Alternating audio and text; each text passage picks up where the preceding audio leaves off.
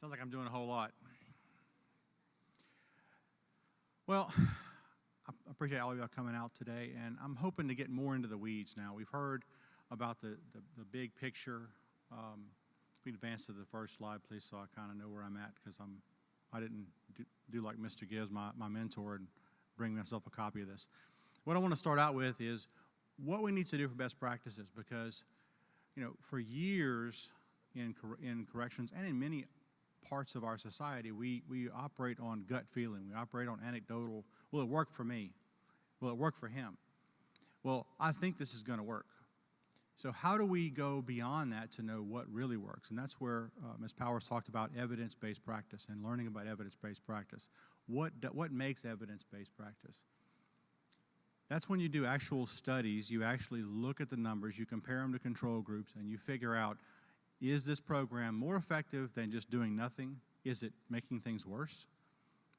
We've actually seen that happen. We've actually seen people who have invented the best program in the world, according to them. They come in with the best of intentions, and they're not successful. And it's not because they're not trying hard. It's because their program needs to follow certain principles. So I want to go over the principles of effective intervention, and these are pretty much standard throughout the world at this point. I've met with reentry advocates from Australia, from Europe. They all use the same principles. This is not just something that we're doing here in Louisiana. So the risk principle is the first thing we need to talk about. A lot of people think about high risk. What do you think about? Murderers, right? That's not what high risk is. High risk is how likely are they to come back to prison. Okay, so you can have a high-risk person who is a first-time drug offender. So we want to know who. So we have to have an effective tool to determine that. Need principle, targeting those criminogenic needs. Well, there are certain needs that actually show, according to the research, that it tends to relate to people returning to prison. And there are some needs that, while we need to address them, people don't tend to return to prison just because they have this particular need. So we need to know what the needs are of the individual. Next slide. Responsivity principle. These are things like strengths of the person, individual factors such as maybe they have a college degree, maybe they have a specific job skill, maybe they don't have a substance abuse issue, maybe they have a strong family support. It could also be barriers or problems where they may have a serious substance abuse issue. They don't have any family support. They don't have any place to live when they get out. This is the responsivity factors that's going to make it difficult or more likely that the person's going to be able to be engaged to deal with those needs we talked about before. If we don't deal with the responsivity factors at the same time that we deal with the need factors, it's going to be more difficult. Also, a responsivity issue is considered mental illness. So mental illness, even though we would think may be a criminogenic need from the need principle, people who have mental illnesses don't necessarily all go to prison. It doesn't mean that you're going to go to prison just because you have mental illness. But it's going to complicate our efforts to prevent you from going back if that is what's going on with you. So we want to make sure that we've addressed those responsivity issues. Then we want to look at what our treatment principles are. Cognitive behavioral approaches have been proven to be the most effective. Okay, so we have a cognitive behavioral program is one where you tell somebody what the best practice is or what the skill is that you're trying to teach them. You demonstrate it through a modeling, and then you get them to do skills practice with it. It's kind of like an on-the-job training type thing. If you look at most employment training courses and so forth, they do the same things. But a lot of times we think that by standing up in front of somebody and lecturing to them about the evils of substance abuse and how their story led to redemption through some issue, that's going to somehow change that person sitting in the chair. And sometimes it does. But it's more effective if you can actually get them practical skills in certain situations. One situation that I talk about a lot is you got somebody asking, so what's your plan when you go back out not to use drugs again? Well, I'm just not going to hang around with people no more. Okay, well, your best friend from childhood, he knows what your out date is. What you going to do when he comes to your door? Well, I'm not going to answer the door. I'm just not going to talk to him no more. Okay, well, let's pretend you're sitting on the couch, you're watching the television, and all of a sudden, you look out the window, and there he is. What you going to do when you answer the door? Well, I'm not going to answer the door. Well, he looks in the window, he sees you standing there. What you going to do? That type of scenario, if played out, can help someone understand how they can react in a positive way that doesn't end up with them going with this person out to get high or get drunk, but ends up with this person understanding how I can deal with this in a more pro-social way. Also, we need to have support systems that are out there to help them reinforce those skills, because if they're left on their own, we all know that if you don't use it, you what? Lose it. So if we're not around people who can help reinforce and help us understand some of those complicating things that go on in our lives, like unforeseen circumstances that you didn't think about before, and how do I handle this now that I just found out that my girlfriend's pregnant and I don't have a job, but I don't want to go back to using again. How do you cope with these issues? So, treatment principle, using cognitive behavioral programs to develop those skills and get them trained. Fidelity principle. I can have the best program in the world, but if I'm not doing it like I'm supposed to do it, but how I like to do it, it's not going to be as effective. Next slide, please. So with the risk principle, you want to target people who have higher risk. Now, a lot of times we want to target people because the outcomes we think are going to look good. We want to target low-risk people, right? Because they're less likely to go back to begin with, so I'm going to look good if I have my for my outcome studies, or if I'm going to actually report these things out. The studies actually show that if you target low-risk offenders and over-treat them, you get in their way and you actually increase their recidivism risk. So you want to target your moderate and your high-risk people. Your high-risk people are the ones who are going to be the toughest. They're going to be the most difficult to deal with, especially high-risk and high-need, as separate from our risk and our needs issues. Those who have those are going to be the ones that we consider to be the thugs, the gang members, the ones who are just sitting in the back of the class with their arms folded, waiting for it to be over so they can get the good time credit to get out. Okay? But those are the ones that are going to cause the most trouble when they come back to our communities, and those are the ones that we should be focusing our limited resources on, at least in my opinion. Provide intensive treatment to your higher-risk offenders, and intensive treatment for lower-risk offenders, as I said before, can increase recidivism. So next slide. So there are static factors and dynamic factors. And any tool that you have out there, you will have both of these. Okay, your static factors, as you see up on the slide, are things that don't tend to change, or you can't do a whole lot about it other than just wait. If you wait long enough, they'll get older. If you wait long enough, they'll either have more crimes or not more crime, depending on what happens with the rest of their life. But you yourself are not going to be able to have a whole lot of effort, or not going to be able to affect what goes on in these areas. But they do contribute to a person's risk level. For instance, men make up 94% of our population. So if you're a man, you're higher risk. Age makes up a difference.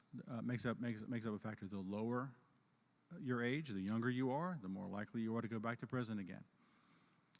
So next slide, please. Dynamic factors. These are the areas that we want to target.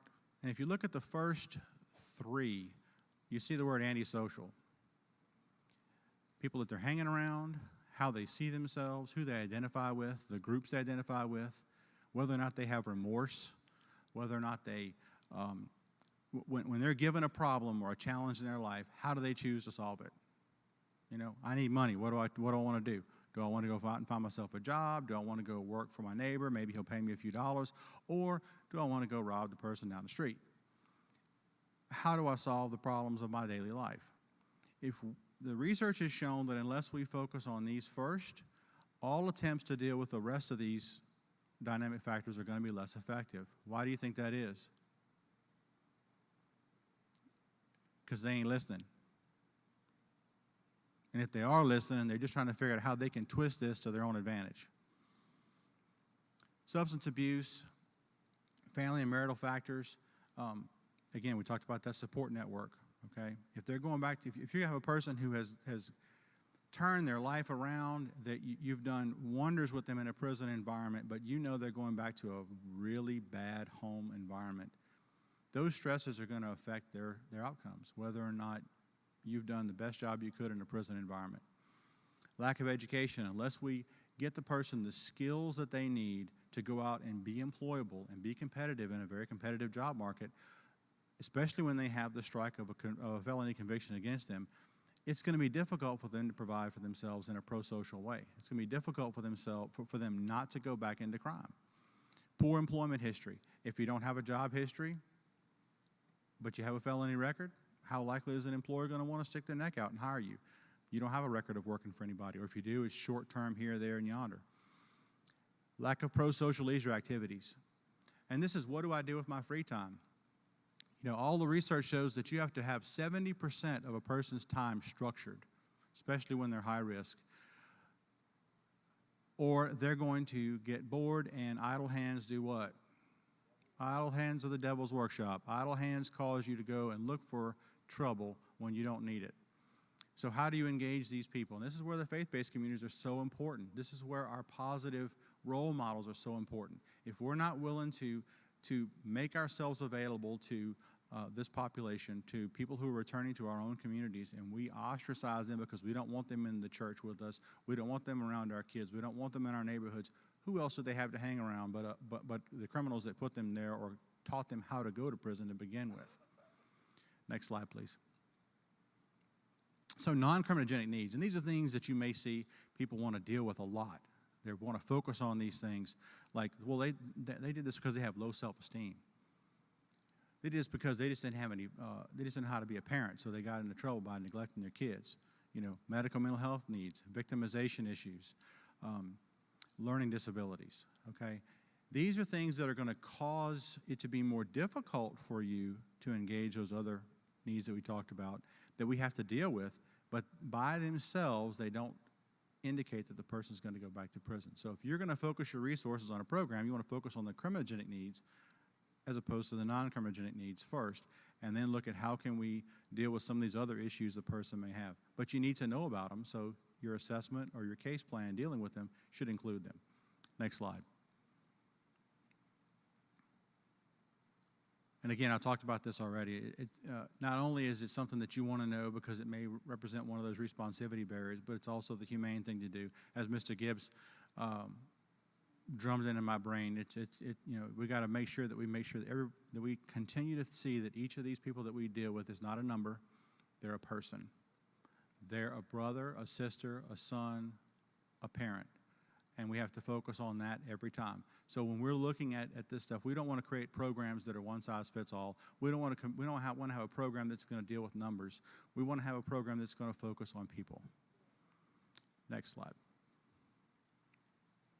I talked a little bit about the responsivity principle. Here's some of the additional strengths. So they may have computer skills. We know we're in the computer age. Everything focuses around computers nowadays. Strong family relationships, history of stable employment, high education, strong ties with a recovering community. Again, this is with the recovering community and the strong family relationships, this is what they're doing with their free time. This is that pro-social leisure activity. This is that pro-social free time. What are we doing with it? What are they doing with themselves when they're not working or when they're not in school or in class?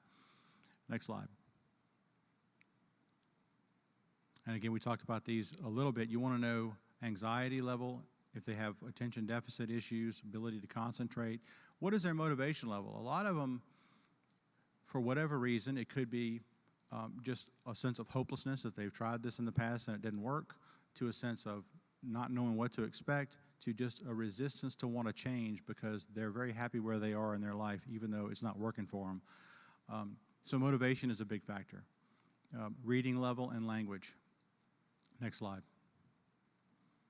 So we talked about the state institutions before. You heard Mr. Gibbs talking about, and Ms. Powers talking about our history with reentry in our state prisons and how we leverage programs there. We start with a valid, reliable risk needs assessment. We create a reentry accountability plan. That is the case plan that drives what happens to the person while they're in prison.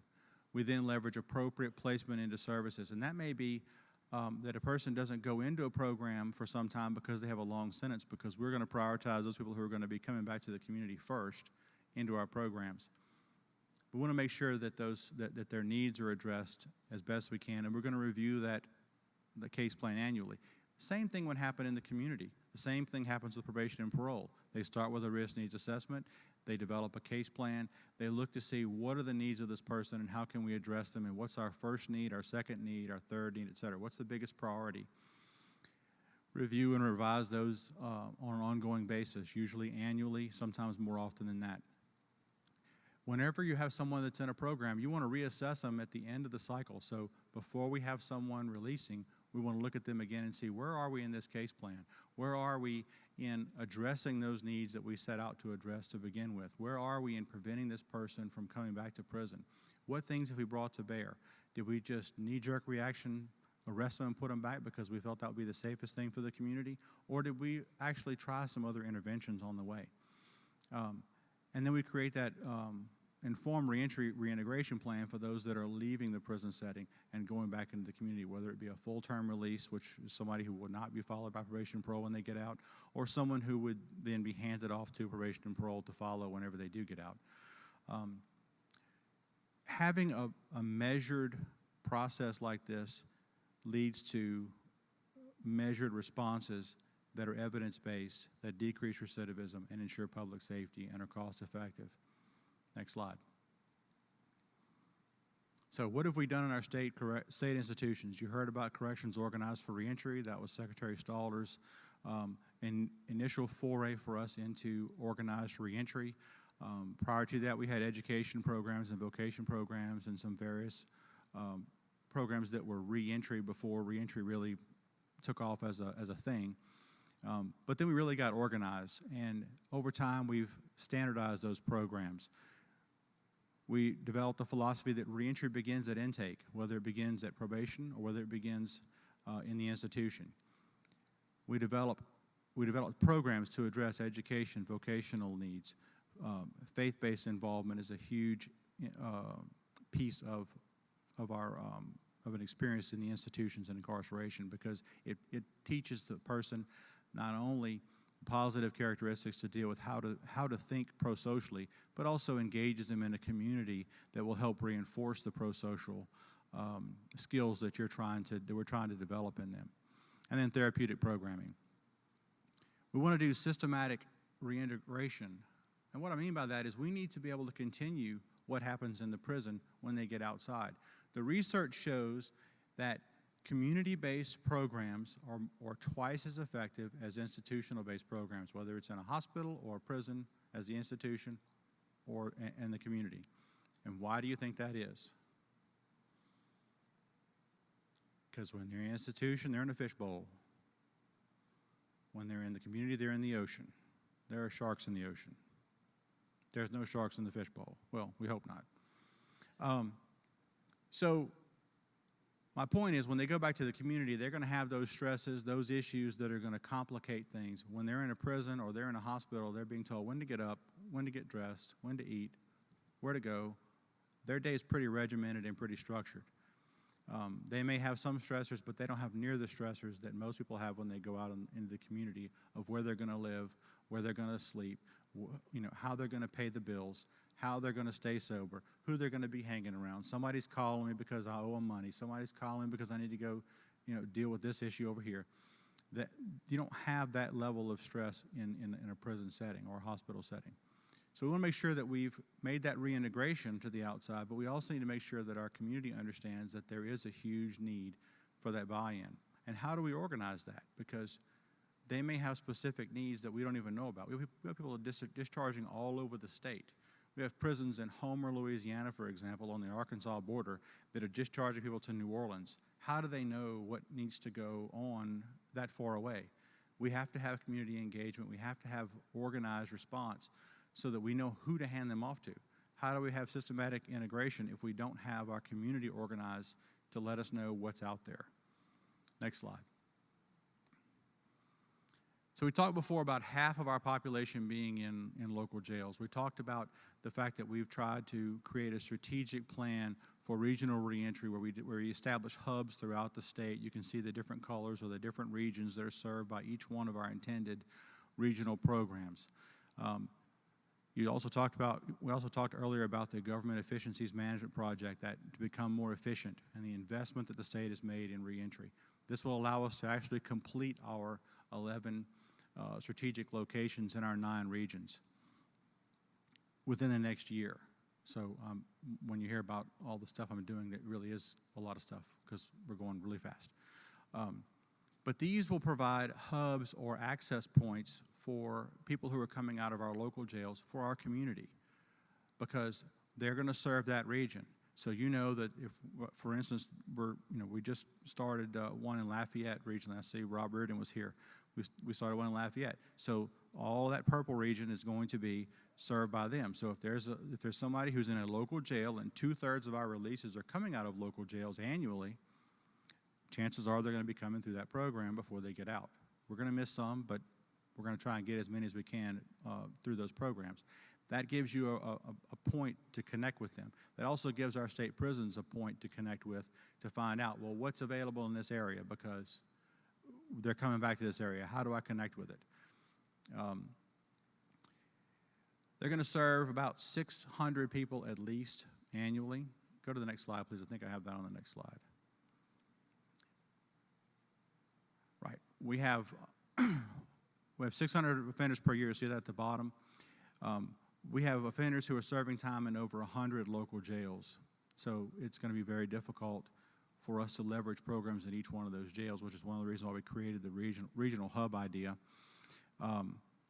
We also have one transition center for women. We had one of the prisons that you heard we had to close down was in the Madison Parish, the Tallulah area. We've used that to partner with the sheriff to open a program for women who could not make it into LCIW, our women's prison, so that we can leverage programs and pre-release preparation for them, discharge planning. Just to kind of talk about our 100-hour pre-release curriculum you see towards the bottom there, the curriculum was designed to be a preparation for someone who's getting out. It wasn't designed to be a cognitive behavioral fix for everything that's going wrong with a person.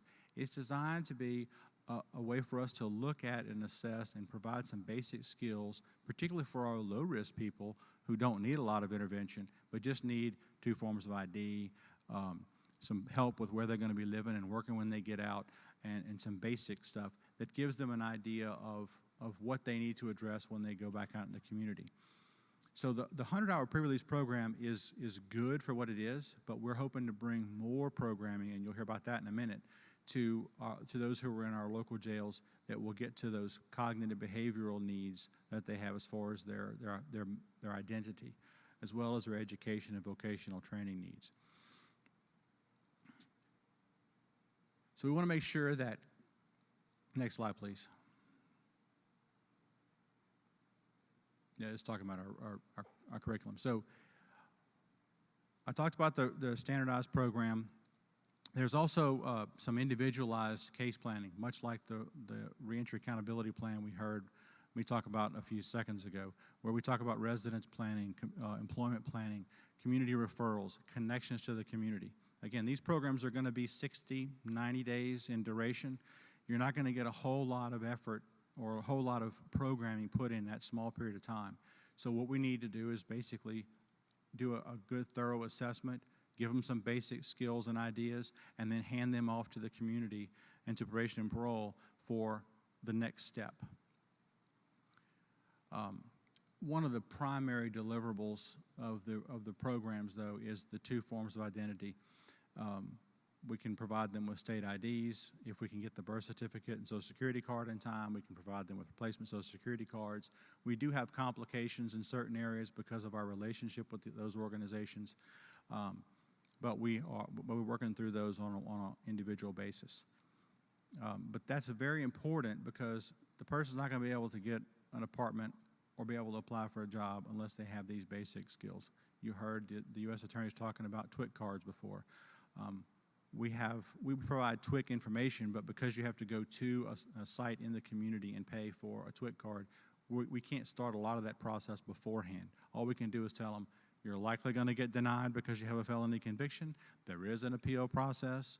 That's when a live person will actually review your case, and we have a very high approval rate. Somewhere in the 75–80% will get TWIC cards after they go through the appeal process if they stick it out.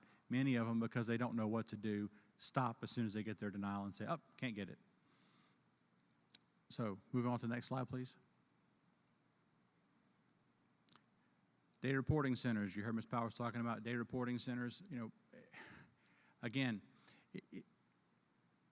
if we don't have a way to deal with violations with probation and parole, people who are out in the community with non-compliance, not going to treatment, not doing what they're supposed to do, then the alternative is to lock them back up again and start the cycle all over. This is an effort to provide an alternative to incarceration. It's designed to provide more regular, intensive contact with the person, with a case manager, help them find jobs, look at cognitive behavioral interventions such as moral recognition therapy, thinking for change. These are two of our hallmark programs that we tend to look at in the department as being evidence-based cognitive behavioral programs. To look at how can we change their thinking, how can we get them to making better decisions. A lot of times it's immediate thinking, not long-term thinking. So one of the examples for thinking for change is getting them to say, what next? Okay, so you don't have money, so you decided to go down and you know, beat up the neighbor's kid down the street to steal his lunch money. What happens after that? You got the money, but now what happens? Well, they call the police. So that's the kind of things that we have to get them thinking about so that they can look at alternatives to that. And that's where the day reporting centers can come in. They also do wraparound services. And when I mean wraparound services, I don't mean that they're going to be the one-stop shop that serves every goal. They serve the basic needs, and they look for partners in the community that can help serve the rest of those needs. So you won't have the day reporting centers, for example, holding adult basic ed classes because there's usually adult basic ed classes in most communities that they can be connected with. So that's the main purpose of a day reporting center. And we've seen them that 70% of the people who've been sent to the day reporting centers in lieu of being sent back to prison have continued on supervision and have not been revoked. So it is an effective program, and we continue to make improvements on it over time. Next slide, please. And this just lists some of the skills or some of the services that are provided at the day reporting center. I talked about cognitive behavioral restructuring. That's the thinking for change, moral recognition therapy. Education, they don't necessarily do adult basic ed there, but they do some tutoring and some help for those who have learning disabilities. Substance abuse treatment can be done and is done at least one of them. But they also have partners in the community that may provide that for them. Parenting skills, vocational training is usually connecting them with one of our local community or technical colleges to help them get through the application process, through Pell Grants and whatever else they're eligible for, so that we get them connected. They do random drug screening. They address their criminogenic needs that we went through before. We do case management with them and individual and group counseling to help them work through those struggles and problems that they have through everyday life. Next slide, please.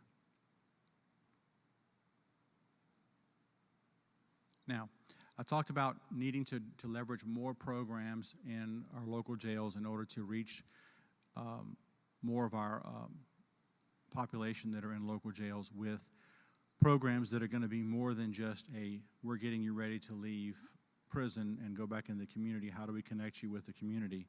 And what do you need to worry about when you go back there, and how can we give you some basic skills? So what we've done is deployed 17 transition specialists in our largest local jail partners, where we will be teaching additional programs after the start of the year when we get everyone trained and certified. We will be teaching Thinking for Change. We'll be looking at Living in Balance, which is a substance abuse curriculum. We'll be teaching parenting, anger management. These are programs that will be more in-depth, longer in duration, and prepare the person to go to a pre-release program so that it becomes a review instead of this is the first time I've heard this. And the red stars just show kind of where they are, and this is based upon population, where people are being housed. Next slide, please. This talks a little bit about what our local jail transition specialists are going to be tasked with doing.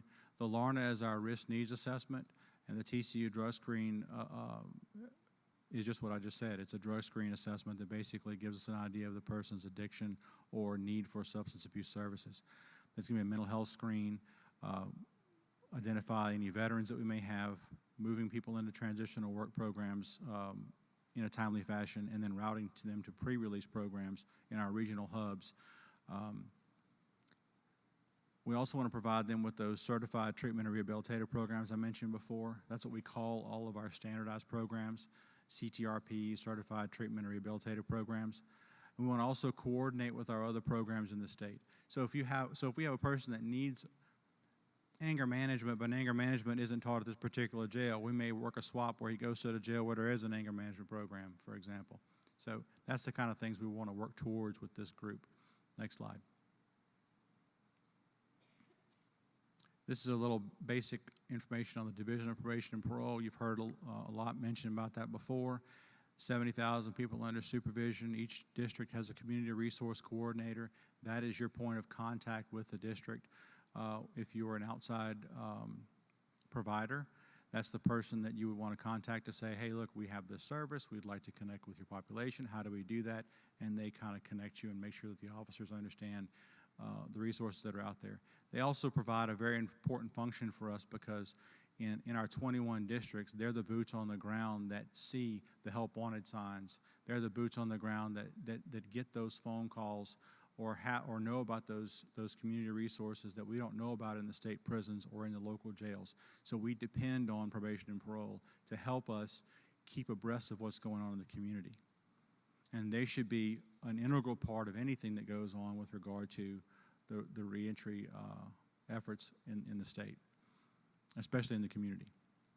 We also have an indigent offender assistance program. This is something that Secretary LeBlanc committed to when he first came in as secretary, that before there were groups of people that they would come out with nothing, and we would take up collections in the office to buy them clothes or get them some food or something because they had nothing when they came out of prison.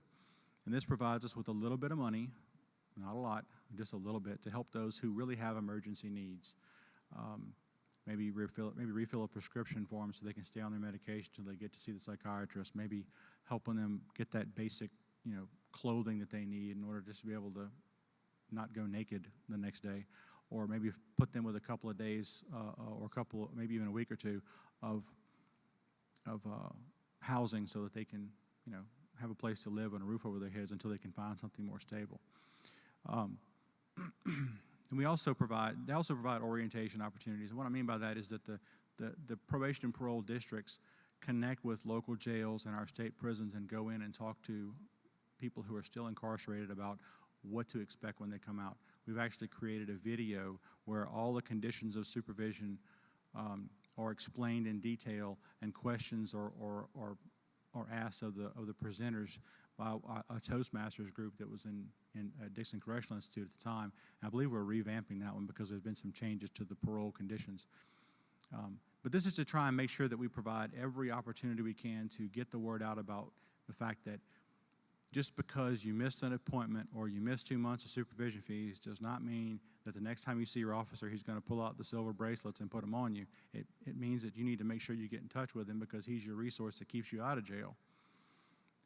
So the orientation opportunities, I think, remove some of that stigma and also create that relationship before the person ever gets out. Next slide. Strategic partnerships. This is where we talked about this conference being so important. We have the State's Reentry Advisory Council. We have local reentry coalitions, and we have certain areas of the state that don't have regional coalitions that we need to establish those coalitions. We have places in the state that are doing really great things in their coalition, and in other parts of the state, they're struggling for focus and to know where to go next. And we need to be able to share those and cross-pollinate best practices in the state. We have overlapping client populations. This creates incentives for partnership and joint planning in your local area. Many of you may be serving the same people. And if you don't know you're serving the same people, it makes it more difficult because you think they missed an appointment when they're over here at this person. We have non-correctional stakeholders that will be able to establish or you'll be able to accomplish your mission more effectively if we're working together. If we're all working in our silos, then we're only going to be able to do what we can do, and we're going to have gaps.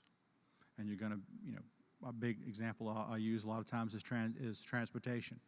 Well, he didn't show up at my clinic. Well, he didn't have a way to get there.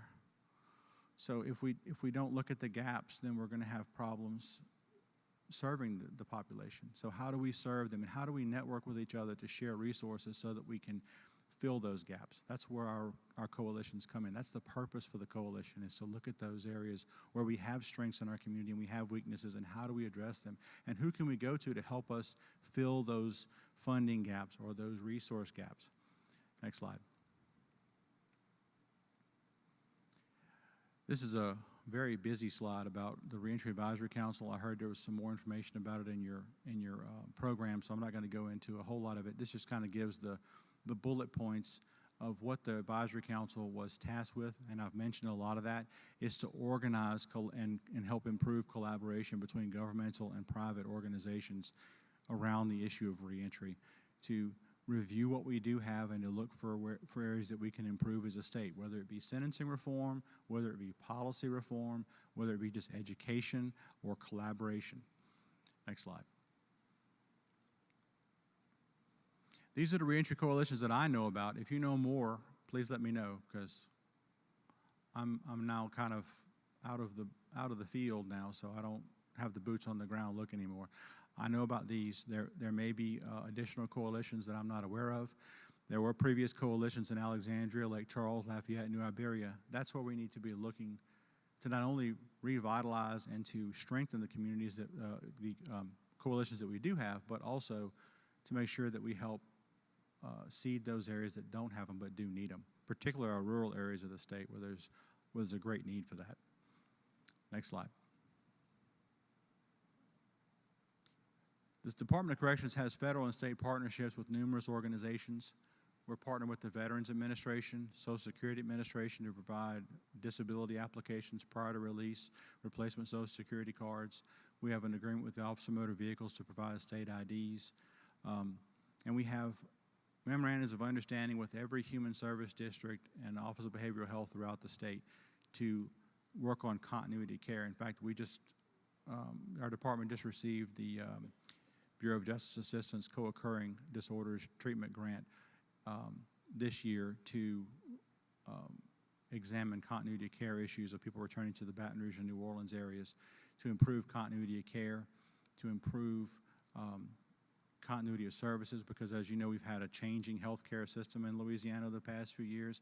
We've had the way the system is funded has changed, the way that we access that system has changed. New Orleans has a much different paradigm than Baton Rouge does. Baton Rouge does a lot of its own service providing. Metropolitan does logistics. They do, they get the person vetted, get the funding stream going, and then they refer them to a community provider. So how do those work with the people that we have that are coming out of prisons into those communities? How can we make a better, warm handoff so that we don't end up with 99 out of 100 coming back to prison? In 2010, we did a study of 100 prisoners that left the state prisons that had a serious mental illness. Within 6 months, 99 out of 100 had returned to incarceration. One of those passed away when they came back into prison. The one who had not returned to prison had not engaged in post-release services through mental health and was a warrant case. So we saw that disconnect and we said we need to do a much better job. Our communities need to do a much better job of working with us, and we need to do a much better job of working with them. And that's where this grant will hopefully help to give us some ideas of how we can do that. Next slide. So I've said a lot about the nuts and bolts of what we've been trying to accomplish in the Department of Corrections. We continue to try and move the ball down the field and continue to improve and build upon what we have. But we need your feedback. We need you to tell us what your community needs and how you can work together. As you've heard before, the Department of Corrections is mainly focused on the custody, care, and control of those in our custody. We don't have the resources or the expertise to do all of the things that need to be done with regard to treatment and other services. We need to partner with the community. How do we do that in your community? How does your community's complexion look, and what are the resources that can be brought to bear for this group?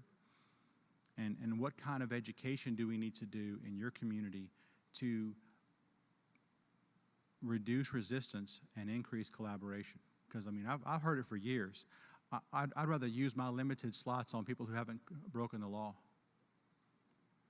Did you speed on the way to work this morning? So that's kind of a fallacy. And again, you've heard the old adage that 20% of the people are causing 80% of the problem. I'd rather give my resources to the 20% that are causing the 80% so they stop causing trouble. So that's the kind of thing that we need to be looking at, is where are those areas that we can break down those walls, and we can build those partnerships in your community. And only you can answer that for us. Thank you.